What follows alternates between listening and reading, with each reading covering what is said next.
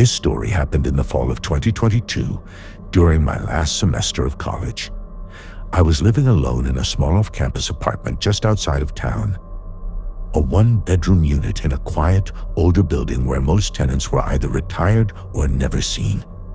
I had one neighbor across the hall, an older guy named Walter who rarely spoke. Otherwise, it was just me. I liked it that way until I started hearing the doorbell ring at 3:12 a.m. every night. Night one. Just a glitch.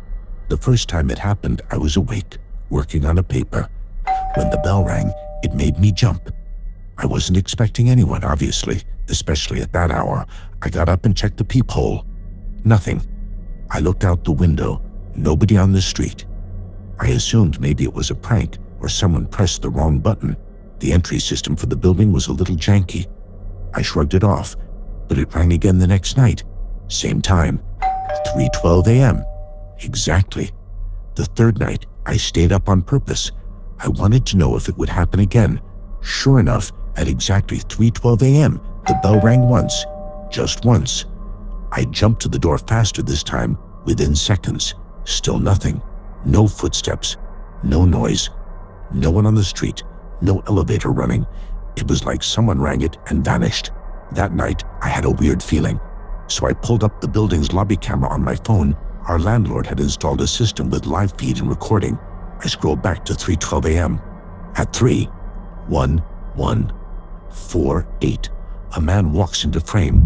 He's wearing a blue hoodie pulled up, jeans, dark shoes. His face is barely visible under the shadows. He walks toward the door. And then, at 3:12:02, right before the doorbell would have rung, he disappears. I don't mean he left the frame. I mean he just isn't there anymore.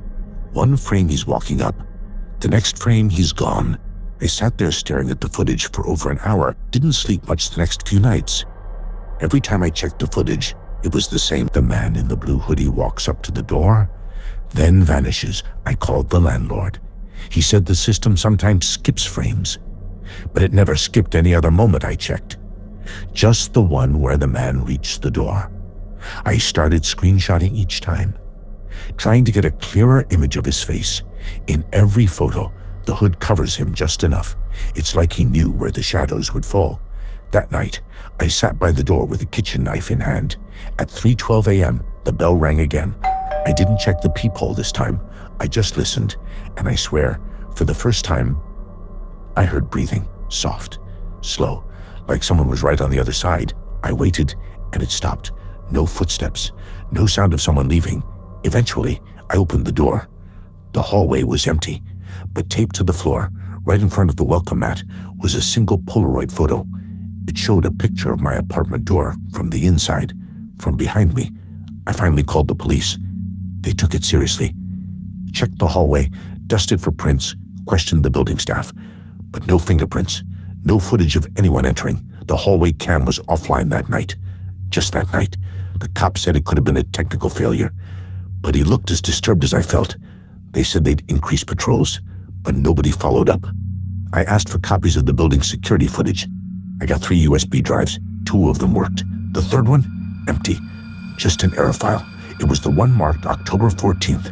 The night I got the photo, installed a security cam inside my apartment the next day. Not in the hallway. Inside. Facing the front door. I needed to prove to myself that I wasn't imagining this. The following night, I sat on my bed watching the live feed on my laptop. 3:12 a.m. came. The doorbell rang. I looked at the feed. Nothing. Then at 3:13, the screen glitched. Just for a second. When it came back, the camera had shifted by about 15 degrees. It was now facing slightly off-center, like someone had moved it. I hadn't touched it, and I live alone. Next night, I left my apartment for the first time in days. Just needed to get out. I locked everything. When I got back around 11 p.m., everything looked normal, but something was off. I couldn't say what exactly. Just little things, like the way my shoes were lined up, or how the kitchen drawer was open half an inch. I checked the security footage, and that's when I saw it. At 3:12 a.m., the bell rang. At 3:13, the front door opened. The footage showed the door slowly swinging open all by itself, but the timestamp never recorded anyone entering. No body, no movement, just open. Then, for 8 minutes, the camera recorded complete silence inside the apartment. Then the door closed, gently. I called the police again. They checked the locks. No signs of forced entry. Nothing missing. Nothing broken. But when they reviewed the footage, there was no clip of the door opening. Just a skip in the file. Like it was erased. I stayed at a friend's place that night. When I came back in the morning to pack some things, there was another Polaroid on the floor. This one showed me sleeping from the foot of my bed. Same lighting, same position, taken from inside my bedroom. I checked my security cam again. All footage from 2:30 a.m. to 4 a.m. Missing. I ran into Walter, the guy across the hall, for the first time in a while. I asked if he'd seen anything weird lately. He just looked at me and said, "Blue hoodie." I nodded slowly. "You should move out," he said. "Why?" Paused. "Because the last guy who lived there used to say the same things. Doorbell, 312, photos, footsteps." I asked what happened to him. "He stopped showing up for rent. No one's heard from him since." "What about the police?" He just shook his head. I decided to leave. I stayed one last night to grab everything and end it. I locked every window, every door. No cameras, no watching. I just wanted out. At 3:12 a.m., the doorbell rang. I didn't get up. I didn't move. I stayed still until sunrise. When I finally opened the door, there was nothing outside. But on the wall across from me, written in small, faint pencil, were the words, "I'm already in." Moved across the state the next day. I've never gone back. The landlord called a few weeks later asking if I had left something. I said no. He said, "Someone's still ringing the bell every night at 3:12, but the apartment is empty." To this day, I don't know how he got in, or how he got out, or who he was, or what he wanted. But every night now, no matter where I live, at exactly 3:12 a.m., I wake up and I listen, just in case the bell rings again.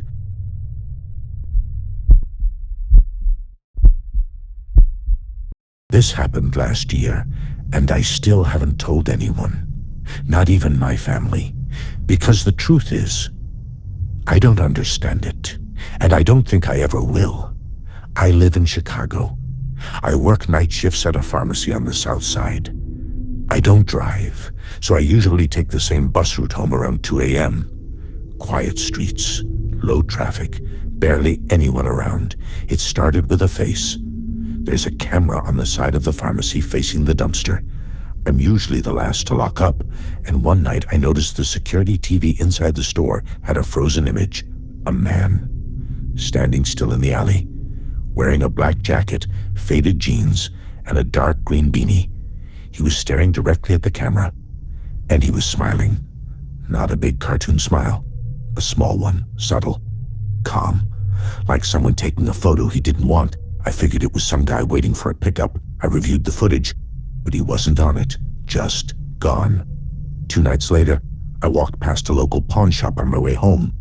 The place has a security monitor in the window that shows the live street feed. As I passed by, something made me stop. There he was again, same man, same jacket, same beanie. Just outside the shop entrance, slightly behind me, in the camera, smiling. I turned around, no one. One there. I went back, rewatched the live feed. Now I was alone. I even asked the pawn guy the next day if I could see their recordings. He said their storage only kept 3 hours, and it had already been wiped after that night. I started seeing him more, always in a camera, never in person, in a coffee shop reflection, in the gas station's dome mirror, in my apartment building's entrance cam, always behind me, always smiling, never walking, never talking, just there. One night I took a picture of the screen in my building's hallway. He was standing under the parking garage light, same clothes, same dead smile. I went outside immediately. Nothing. No one ever saw him but me. Not in person. Only the cameras. I filed a report. I had over 10 screenshots by then. The officer looked through them slowly and said, "Could be stalking, but if there's no direct threat or message, it's not criminal." I said, "He doesn't need to say anything. He's everywhere I go." They logged the complaint, but didn't take it seriously until the night he was seen on their own station footage. I went to the police again after seeing him in my building's elevator cam. This time, the officer called their surveillance tech. We checked a city-owned street cam outside the precinct. At 2:04 a.m., there he was, across the street, not moving. Then, at 2:06, he was at the front door of the precinct, still smiling. Never rang the buzzer, just stared at the lens. The officers were weirdly quiet. They pulled the footage into the back and told me to wait. About 20 minutes later, one of them came out and said, "We caught him. He's in holding." My heart stopped. "Who is he?" The officer looked nervous. "We don't know yet. They let me speak with the detective on shift. He said they'd found the man just outside the station, walking slowly across the lot. Didn't run, didn't speak, just stood and smiled. They brought him inside, searched him. No wallet, no phone, no ID. They fingerprinted him. No match. They took a mugshot." He smiled. The detective asked basic questions. The man didn't answer, just stared, like he was watching something behind the wall. But right before they moved him to a cell, he leaned into the officer and whispered something. Why did he stop smiling back? Lie messed with me. The officer who heard it didn't want to talk about it. They said they'd hold him overnight and transfer him for psychological evaluation in the morning. But here's the thing. The next day I called for an update. They said he was gone. No release form, no transfer record, no booking ID, just gone. I went back to the police station that night and asked to see the camera footage from the holding area. They said it had glitched around 3 a.m. The backup copy was corrupted too, but something told me to look on my own. I remembered Chicago has a few open access traffic cameras downtown. I logged into the public portal and started scanning the archives from the previous night. At exactly 3:12 a.m., on a street just a block away from the precinct, he was there, walking down the center of the road, smiling up at the sky. At the camera. The night after that, I checked my own hallway feed.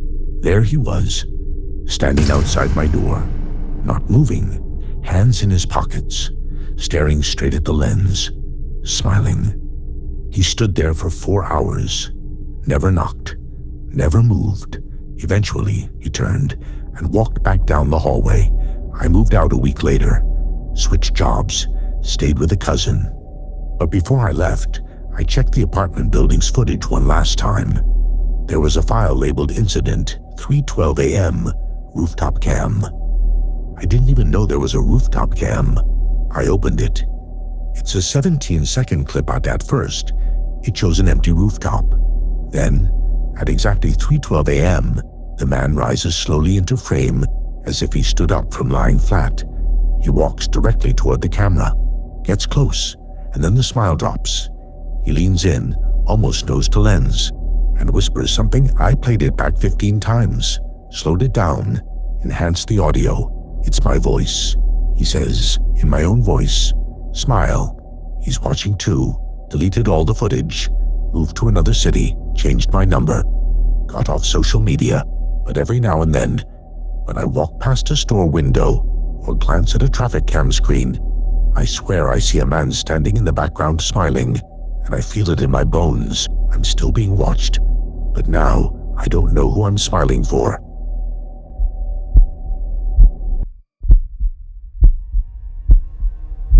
This happened when I was 25. I had just moved into a small apartment in Midtown. Old building, nothing fancy. It was a decent price, and for the first time, I finally had my own space. Unit 3B, 3rd floor. Corner apartment. I'd only been there 3 weeks when the whispering started. At first, I thought it was the pipes. You know how old buildings are? Weird sounds at night, water flowing, air shifting. But this was different. This was a voice, saying my name, always from the same place, the air vent above my bed, always at the same time, 2:46 a.m. Week 1. You heard that too, right? The first night I heard it, I jolted awake. It was soft, too soft to understand. Just syllables, like someone muttering behind the wall. I checked the hallway. Nothing. I checked my neighbor's units. Dead quiet. I told myself it was probably a neighbor's TV, or just a weird dream. But I set an alarm for 2:45 the next night. And right on cue, at 2:46, I heard it again, clearer this time. A faint voice whispering my name. Michael. That's when I realized it wasn't coming from the wall. It was coming from inside the vent above me.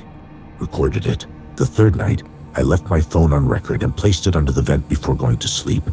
When I checked the audio the next morning, it was almost silent for hours. Then at 2:46, the soft whisper, "Michael?"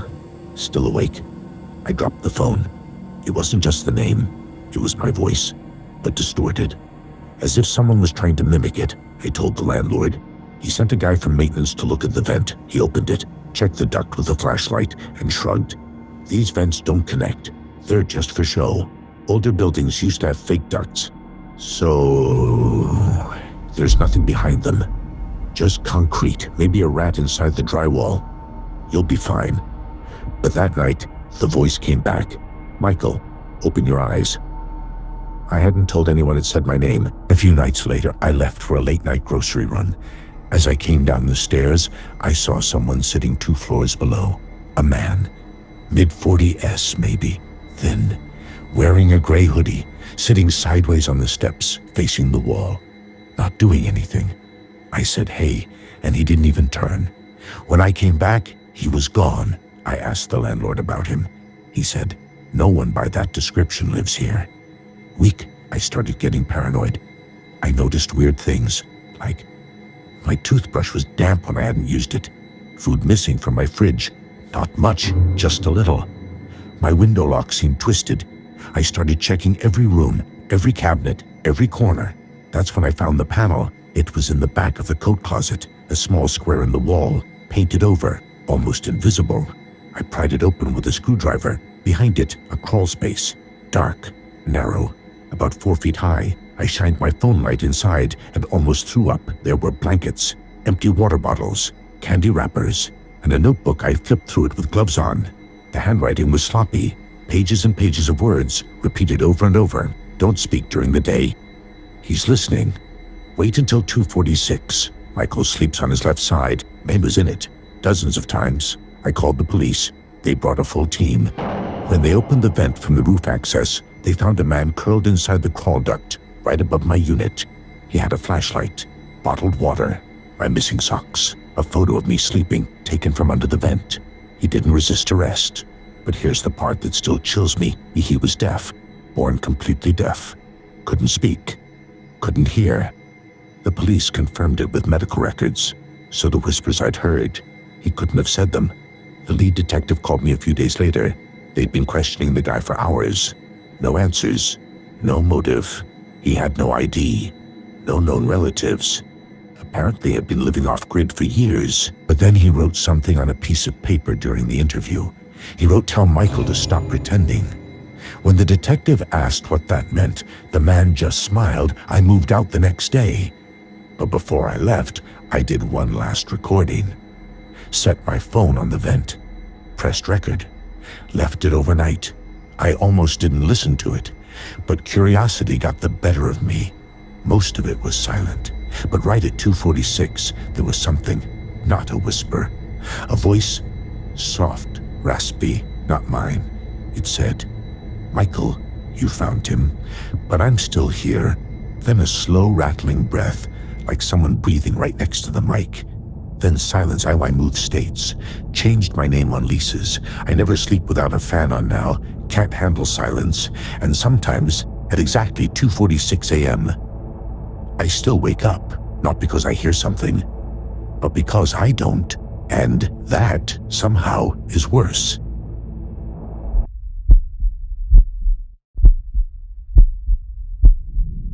There's something about childhood memories that feels untouchable, like they're locked behind a fog you can't fully explain.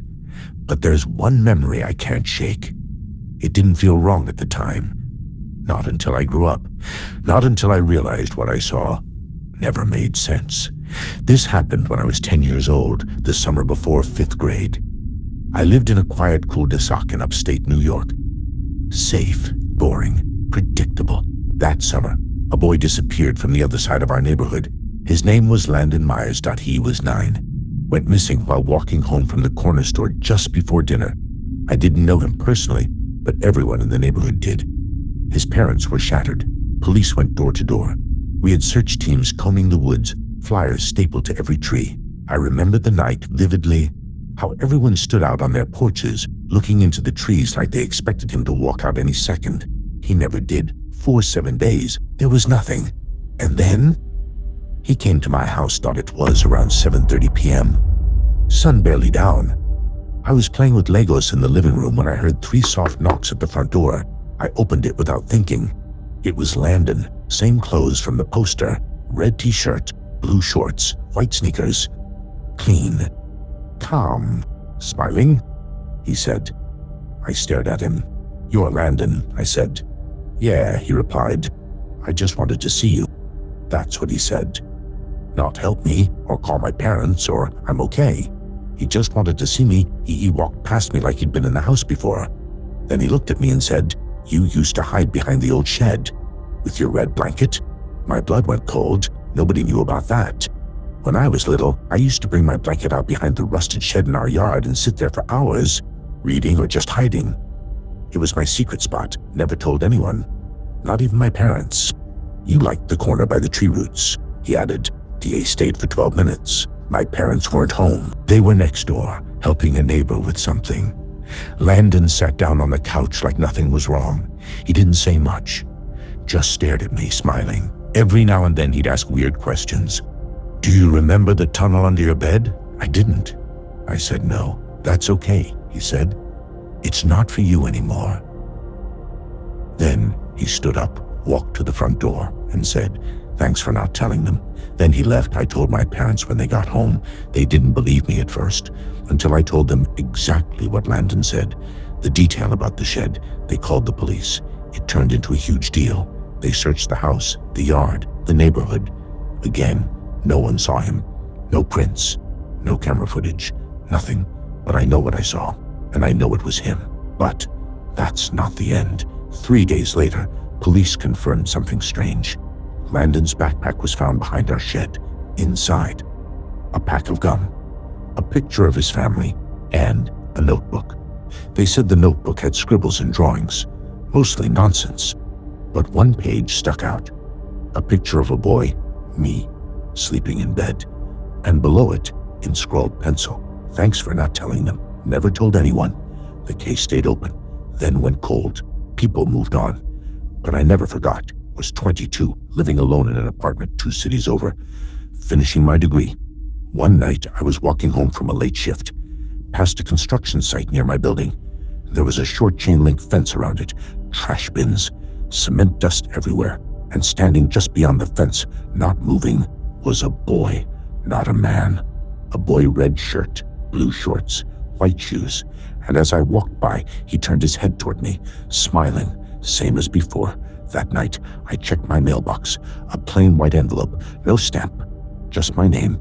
Inside was a folded drawing, crayon, childlike. It showed my apartment, my window, a small stick figure sleeping inside, and at the bottom, tunnel still open. Barely slept that night, but when I finally did, I had a dream, or maybe it wasn't. In the dream, I was back at my childhood house, standing in the yard, and behind the shed, there was a hole, a tunnel. Landon was there, waving as he pointed at the hole and said, "It's still yours, if you want it." Then he turned and crawled in. I've since moved across the country, but I don't sleep with the light off anymore, because once in a while, at night, I hear soft knocking, not on the door, from under my bed, and I don't dare look, because I know what I'll see: a small hand, reaching out, still waiting for me to follow him in.